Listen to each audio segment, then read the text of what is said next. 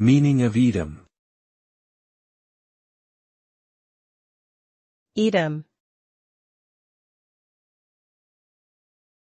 Edam. Edam. Edam. Edam is a semi-hard cheese that originated in the Netherlands.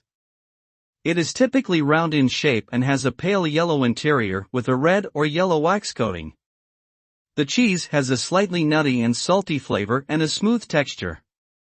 Edam is often used as a table cheese and can be sliced or melted for use in cooking.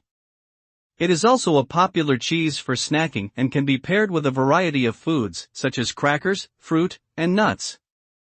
Overall, Edam is a versatile and tasty cheese that is enjoyed by many people around the world.